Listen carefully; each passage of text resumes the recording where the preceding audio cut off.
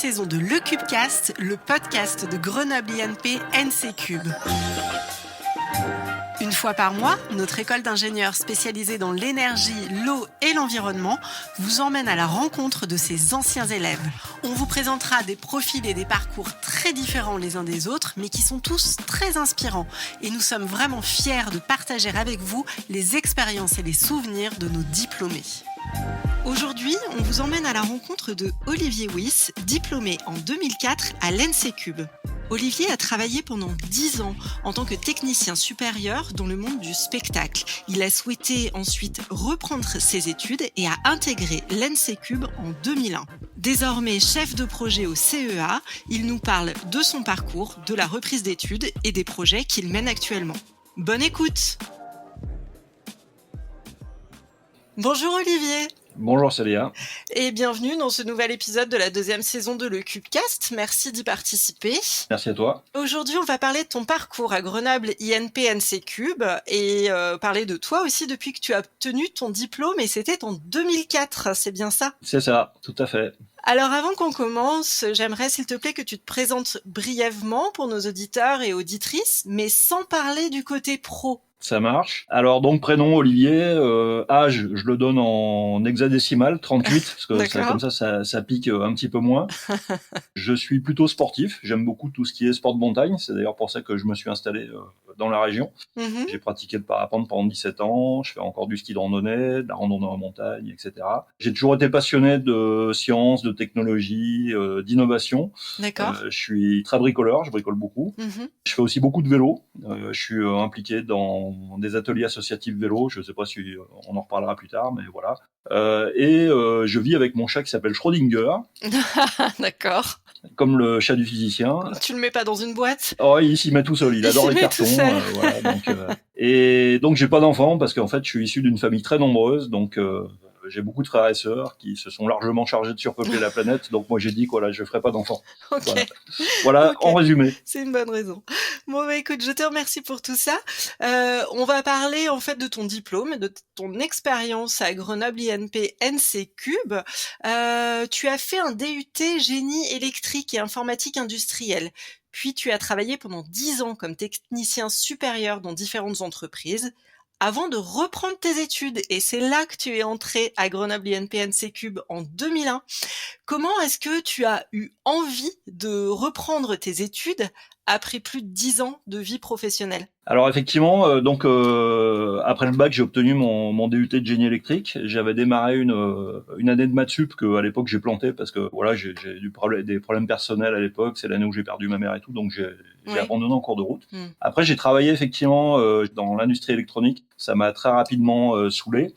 Et à l'époque, j'avais la chance d'avoir des contacts dans le monde du spectacle. Donc, je suis parti travailler dans ce domaine-là. D'accord. J'ai même été d'ailleurs travailleur intermittent du spectacle pendant 2 ans. Okay. Je faisais de la lumière, de la machinerie scénique. Les 5 dernières années, là, je commençais à fatiguer un peu. Donc là, j'étais plutôt en bureau d'études pour une société qui était spécialisée dans les équipements pour les salles de spectacle.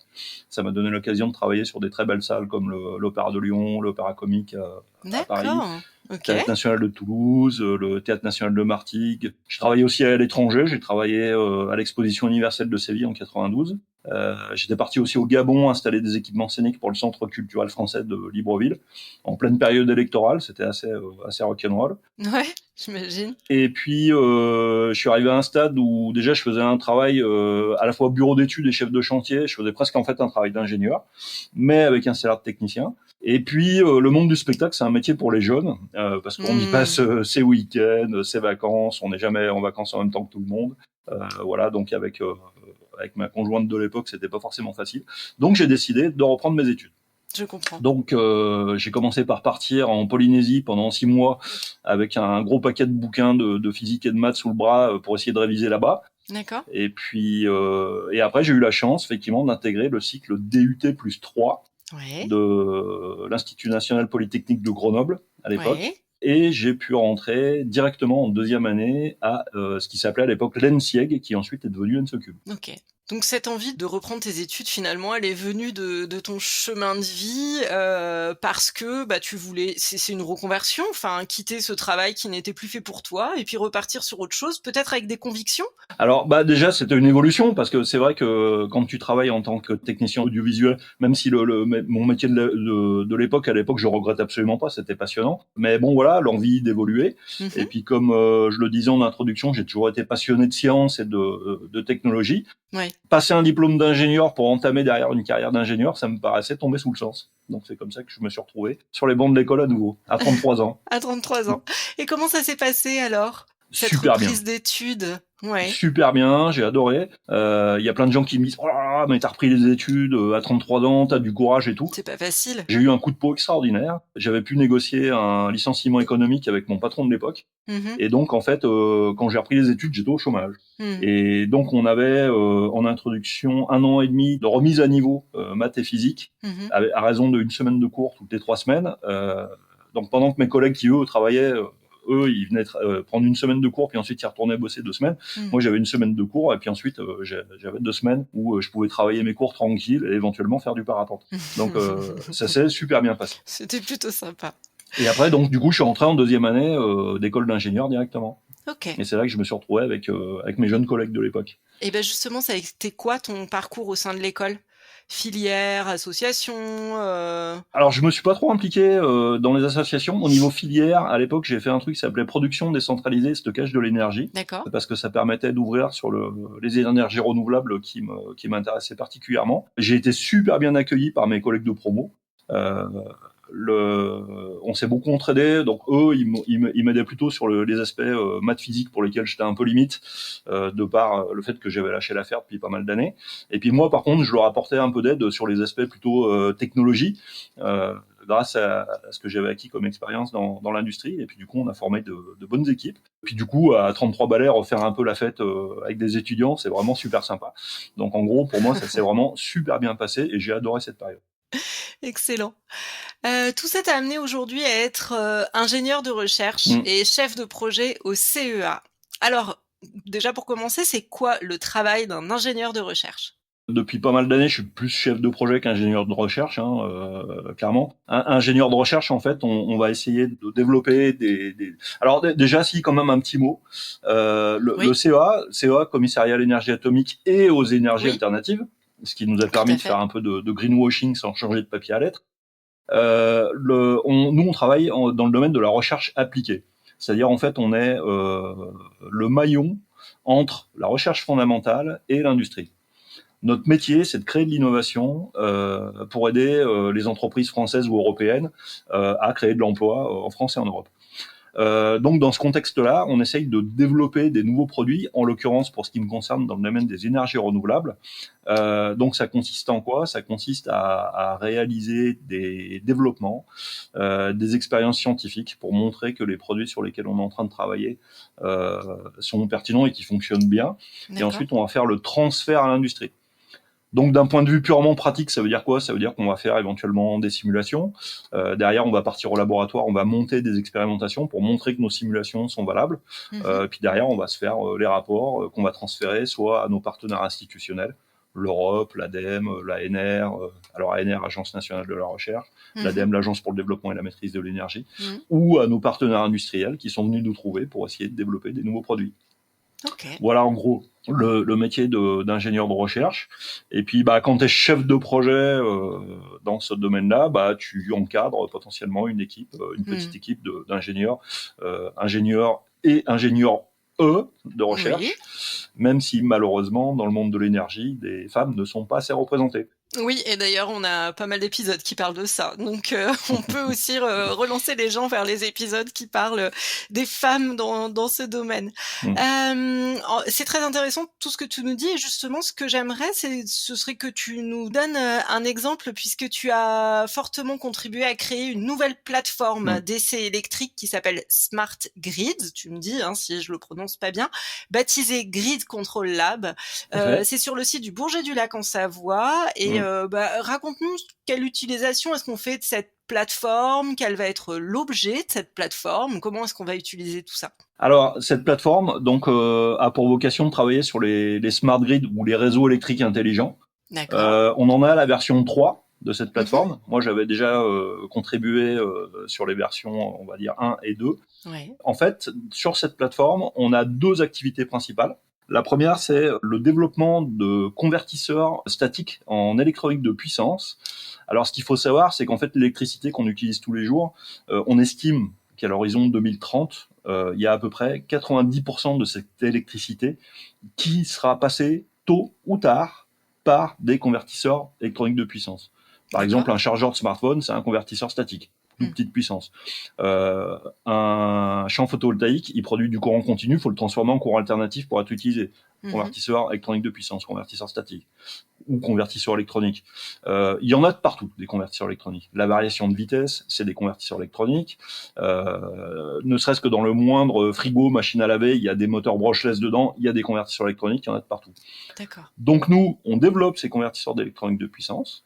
Ceux qu'on développe sont destinés principalement à l'exploitation des énergies renouvelables, que ce soit photovoltaïque principalement, c'est le sujet de l'Institut INES dans lequel je travaille, mais aussi ça peut être des batteries, ça peut être des éoliennes, ça peut être des systèmes de recharge pour les véhicules électriques.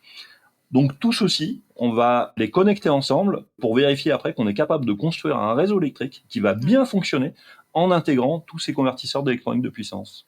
Donc en gros, on va être capable de créer une maquette de micro-réseau. Et la nouvelle plateforme qu'on a créée sur le site de l'INES, on est capable de travailler à l'échelle du mégawatt. Donc en fait, on est capable de travailler à une échelle qui soit représentative de ce à quoi sont confrontés nos partenaires industriels. Les premières versions de cette plateforme qu'on avait créée, on travaillait d'abord à l'échelle de la centaine de kilowatts en 2006 quand j'ai commencé sur INES. Mais là, avec le développement exponentiel des énergies renouvelables et puis les besoins de flexibilité du réseau électrique, c'est devenu insuffisant. C'est pour ça qu'on a investi dans cette nouvelle plateforme. Et maintenant, on est aussi capable de travailler en haute tension. D'accord. Alors pour mémoire, dès qu'on dépasse 1000 volts en courant alternatif ou 1500 volts en courant continu, on rentre dans le domaine de la haute tension. Donc ce sont d'autres normes qui s'appliquent, forcément des grosses mesures de sécurité pour éviter de tuer nos collègues, ça peut être pas mal. Et donc maintenant, on est capable de travailler dans ces domaines-là. Et la notion de smart, c'est parce que ça va se gérer tout seul? Alors justement non. Le problème c'est qu'effectivement les énergies renouvelables sont variables voire intermittentes, alternance jour-nuit. Les consommations sont aussi variables. On a la pointe du matin, la pointe du soir. Ça c'est des phénomènes qui sont assez connus. Et donc il faut garantir l'équilibre du réseau. On a des degrés de liberté, par exemple les charges qui sont délestables ou pilotables, les pompes à chaleur, les véhicules électriques, tous ces aspects-là. On a les systèmes de stockage stationnaire. Donc l'objectif, c'est de développer ce qu'on appelle des Energy Management Systems et des Power Management Systems. Alors les Power Management Systems vont garantir l'équilibre électrique du réseau et sa stabilité. Les Energy Management Systems vont permettre d'optimiser les énergies qui ont le meilleur merit order, pour avoir un réseau qui soit le plus vertueux possible.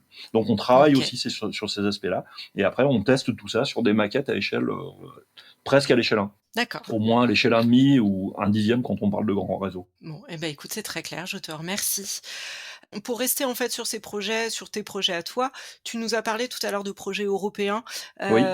et puis, je sais qu'il y a aussi des projets d'aide au développement pour des pays émergents. Est-ce que tu peux rapidement nous donner un exemple? Oui, alors par exemple, projet européen, c'est un exemple typique, c'est le projet Taigon. Donc là, en fait, on est en train de travailler sur les réseaux de l'avenir. Je sais pas si tu as entendu parler de la guerre des courants entre Edison et puis Westinghouse et Tesla dans les années début des années 1900. En fait, la guerre des courants redémarre et donc le projet Taigon, on est en train d'essayer de développer une maquette de micro-réseaux en moyenne tension courant continu. Pourquoi courant continu? Parce que de plus en plus, alors comme je le disais, on a tous les convertisseurs électroniques. Ces dernières décennies, il y a eu le développement des semi-conducteurs qui permettent maintenant de faire des convertisseurs courant continu assez facilement. Les systèmes photovoltaïques produisent en courant continu, les batteries c'est du courant continu, les voitures électriques on les charge de plus en plus en courant continu. Donc créer des nouveaux réseaux de distribution en courant continu, ça fait sens. Pourquoi? Parce que pour la même tension, entre une ligne électrique en courant continu et une ligne électrique en courant alternatif, on peut doubler la puissance qui transite dans cette ligne. Donc c'est vraiment intéressant. Et en plus, comme on a des convertisseurs électroniques de chaque côté, au lieu de subir les flux de puissance, on peut les maîtriser. Donc ça présente pas mal d'avantages. C'est très schématique, ce que je viens de te dire. Mais en gros, voilà. Donc ça, c'est le projet Taigon. En parallèle de ça, donc là, on est sur des projets qui sont très technologiques, qui sont souvent assez amont. On a la chance de pouvoir travailler en collaboration avec des pays émergents, par exemple le projet Casasol. Là, on a développé un centre de compétences dans la ville de Bignona, en Casamance. On y a été au début pour des raisons purement politiques, mais nous, ça nous fait extrêmement plaisir parce que on travaille en fait en collaboration avec des gens qui partent en gros de zéro dans le domaine de l'énergie et qui ont besoin, comme tout le monde, d'avoir de l'énergie. Donc là, c'est des projets qui pour nous font vraiment sens et dont on va voir l'application quasi immédiate. Alors il y a deux façons de faire pour ce genre de collaboration. Soit on arrive là-bas en mode européen, vous inquiétez pas les gars, on va vous installer des trucs, vous allez voir, ça va être super bien. Puis en général, ça marche pas parce que on forme pas de gens pour la maintenance et tout. Ou alors on essaye de leur transmettre de la compétence. C'est de la formation. Vous allez les former. Voilà, de la formation. On leur a fourni du matériel pour qu'ils puissent tester des produits. On leur a appris à s'en servir. Et du coup, voilà, il y a ce centre Casasol maintenant qui est créé à Bignona, en Casamance, et qui commence à générer du business local sur l'industrie photovoltaïque. Et ça, pour nous, c'est vraiment gratifiant. Ouais, excellent. Bravo. Mais en tout cas, tout est très clair. Je te remercie beaucoup de m'avoir expliqué tout ça comme ça. Moi, j'ai quand même l'impression, je ressens que tu es très passionné par ton travail. Qu'est-ce qui te plaît le plus dans ton travail? Ce qui me plaît le plus, c'est clairement la créativité, parce que là, en gros, c'est un métier, on ne fait jamais deux fois les mêmes trucs, en fait. Il y a beaucoup forcément, l'innovation qui dit innovation dit créativité. Il y a beaucoup de rencontres. Quand on travaille avec sur des projets européens, voilà, on va rencontrer des partenaires industriels ou institutionnels qui font partie de toute l'Europe. On voyage, voilà. La Casamance, on a dû y aller pour effectivement faire la formation, faire le repérage au début, discuter avec les gens, trouver les bons partenaires. Et puis, à la finalité, c'est vrai que autant avant, quand j'étais dans le monde du spectacle, la finalité, c'était d'avoir un public qui sortait de la salle avec une banane sur la figure. Ça, c'était sympa. Dans le domaine des énergies renouvelables, voilà, on se dit qu'à notre modeste niveau, on contribue un peu à essayer de régler à la fois les problèmes d'accès à l'énergie pour les gens qui n'en ont pas et d'essayer de leur procurer une énergie qui ne soit pas trop émettrice de CO2, qui soit assez vertueuse. Tout à fait. Voilà. À titre personnel, moi, j'ai jamais été branché par la grosse carrière et faire plein d'argent. Moi, j'ai toujours cherché à avoir un métier dans lequel je m'amuse et puis qui est une certaine utilité pour la société. Mais en tout cas, tu as l'air de t'amuser, donc ça va. Ah ouais, bah là, je m'éclate. Alors, il y a des côtés un peu lourdingues, mais comme partout. Comme dans tout métier, forcément. Est-ce que justement, tu as rencontré des difficultés, des obstacles, et comment est-ce que tu as pu les dépasser ? Alors, dans le domaine de la recherche, tant fondamentale que appliquée, les obstacles principaux, souvent, c'est la recherche de financement. Donc ça fait partie du côté un peu moins agréable de ce métier. C'est que souvent, on passe un peu de temps à monter des dossiers, à aller les défendre, donc pour essayer de trouver de l'argent pour pouvoir travailler. Dans ma carrière, honnêtement, j'ai eu plutôt de la chance. J'ai pas rencontré de grosses difficultés. À mon âge, qui commence à être un peu avancé, maintenant, ce que je peux avoir comme difficulté, c'est la remise 33, à niveau. 33, tu nous as dit tout à l'heure. 38 en hexadécimal. Voilà. Oui. Donc je laisserai les gens de NSECUP faire la conversion. Normalement, ils sont censés être capables. Ouais. Voilà, donc la difficulté souvent, c'est la mise à jour des connaissances, parce qu'effectivement, quand on passe en tant que chef de projet un peu de temps dans les dossiers, des fois, il arrive qu'on se déconnecte un peu de l'aspect purement scientifique qui nous intéresse plus. Et puis moi je vois par rapport à nos jeunes collègues thésards et thésardes qui débaroulent dans la maison sur les aspects purement scientifiques, ça m'arrive souvent d'être un peu largué. En plus qui dit réseau smart grid dit souvent aussi outils digitaux.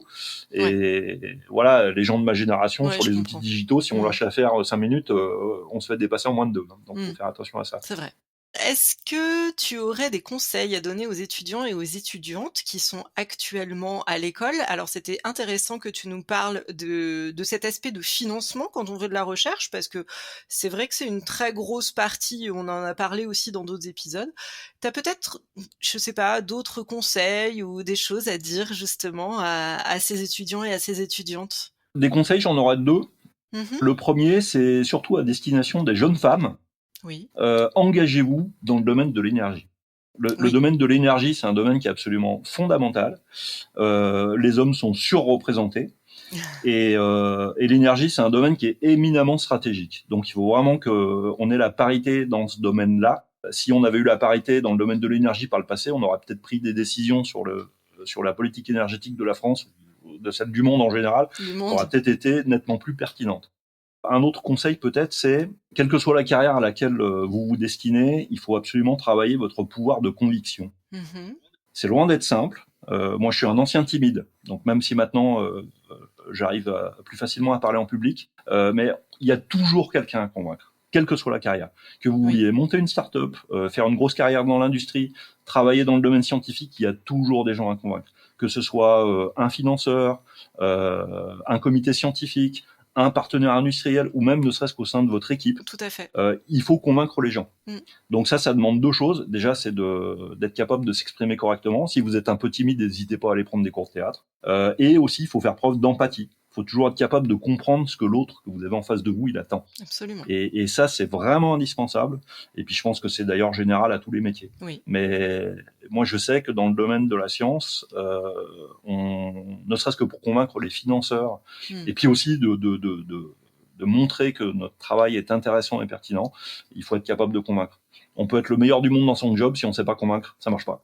Et puis comme tu l'as fait aussi tout le long de cet épisode qui touche à sa fin, de se mettre aussi à la hauteur de son interlocuteur et puis d'expliquer les choses simplement, parce que même si vous êtes tous des scientifiques, que ce soit toi ou ceux qui nous écoutent, ou des ingénieurs, il faut aussi savoir apporter le bon message à l'interlocuteur. Mais je suis complètement d'accord. Effectivement, surtout dans le domaine scientifique ou dans le domaine technologique, on aborde vite des sujets qui sont assez complexes. Il faut vraiment être capable de vulgariser si on veut être compris par son interlocuteur. Donc ça fait aussi partie de la démarche de conviction qui est très importante. Alors la question signature, pour terminer cet épisode avec toi, de cette saison, si tu devais, s'il te plaît, nous raconter un souvenir de l'école, peut-être le meilleur, lequel ça serait ? Comme tu l'as compris, donc moi j'ai un parcours qui est assez particulier, parce que j'ai réussi à retourner à l'école donc à 33 ans. Oui. Moi je dirais que le meilleur souvenir de l'époque, alors hormis les fêtes étudiantes auxquelles j'ai pu participer, qui étaient vraiment sympas, c'est vrai que le truc qui m'a vraiment marqué, c'est la première fois que je suis retourné en amphi. Ouais. Et c'est vrai que souvent quand tu sors d'études, les amphis, voilà, t'en as marre, ça te saoule et tout.